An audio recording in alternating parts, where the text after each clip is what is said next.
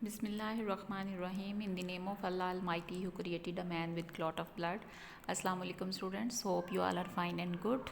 प्यारे बच्चों, आज हम जमात हफ्तम की इस्लामियत पढ़ने जा रहे हैं और उसका उन्वान है ग़ज़वा हुन्नैन।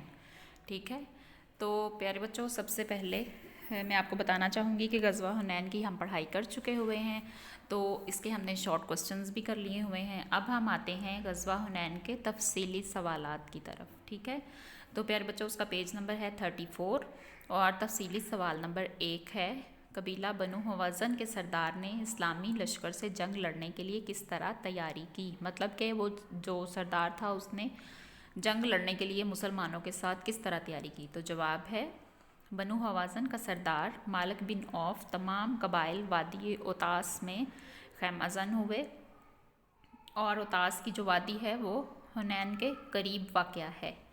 वो सबसे पहले तो प्यारे बच्चों, उसके जो मालिक बिन औफ के तमाम कबाइल थे वो वादी उतास में खैमाजन हुए, और जो उतास की वादी है वो हुनैन के करीब वाक़या है। ठीक है, तो हमारा जो है वो सेकंड क्वेश्चन है, ग़ज़वा हुनैन की इब्तिदा में मुसलमान क्यों पिसपा हुए। प्यारे बच्चों, ग़ज़वा हुनैन की इब्तिदा में मुसलमान क्यों पिसपा हुए। जवाब है, इस्लामी लश्कर रात के वक़्त वादी हुनैन पहुंचा, यानी कि जो मुसलमानों का लश्कर था वो रात के वक़्त वादी हुनैन पहुंचा। मालिक बिन औफ जो पहले ही अपना लश्कर उस वादी में उतार कर मुख्तलिफ़ जगहों पर फैला और छुपा चुका था, उसने अपना लश्कर पहले ही मुख्तलिफ़ जगहों पर फैला और छुपा दिया था। मुसलमान दुश्मन की मौजूदगी से बिल्कुल बेखबर थे, उनको बिल्कुल भी अंदाज़ा नहीं था कि दुश्मन वहाँ पहले से ही छुपा हुआ है और मौजूद है। मुसलमान आगे बढ़े तो बनु हवाज़न के जंगजुओं ने अचानक मुसलमानों पर तीरों की बारिश कर दी। इस अचानक हमले से मुसलमान संभल ना सके। प्यारे बच्चों, अचानक जब सडन कोई हमला होता है तो उसके लिए कोई भी रेडी नहीं होता, इसलिए मुसलमान जो है वो भी संभल नहीं सके थे। उनमें ऐसी भगदड़ मची कि कोई किसी की तरफ देख नहीं रहा था, हर तरफ अफरा तफरी का समा था, हर किसी को अपनी पड़ गई, हर कोई अपनी जान बचाने के चक्कर में भाग रहा था और हर तरफ अफरा तफरी का समा था। जब सडन किसी पे हमला हो जाए तो यही सूरत हाल देखने में आती है। ठीक है, ये पहले दो तफसीली सवाल हैं प्यारे बच्चों, आपने इनको अपनी नोटबुक पे राइट करना है। ठीक है, वेरी ब्यूटीफुल और नीट हैंड राइटिंग में।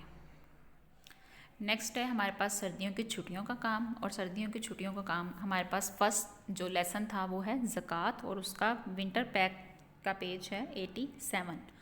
तो प्यारे बच्चों, आपने सबसे पहले क्या करना है, आपने तफसीली सवाल लिखने हैं सबक ज़कात के।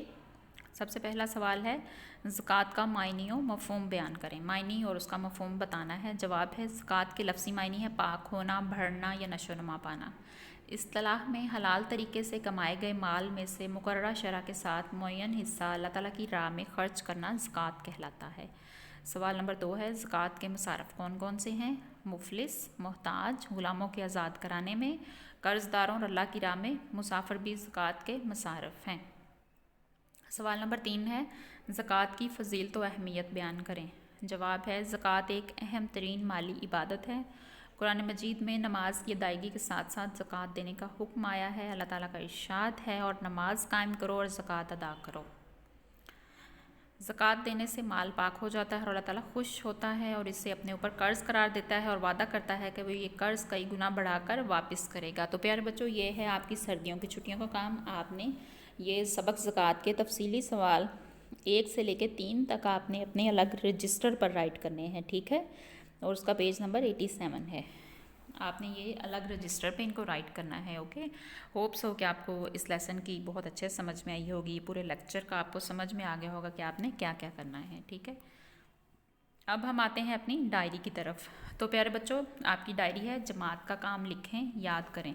जो हमने ग़ज़वा हुनैन के तफसीली सवाल नंबर 1 और 2 क्लास वर्क में राइट किया है, वही आपने घर के काम में लिखना है और उसको याद करना है। ठीक है, और सबक ज़कात के तफसीली सवाल 1 ता 3 सर्दियों के काम सफ़ा 87 से अलग रजिस्टर पर लिखें।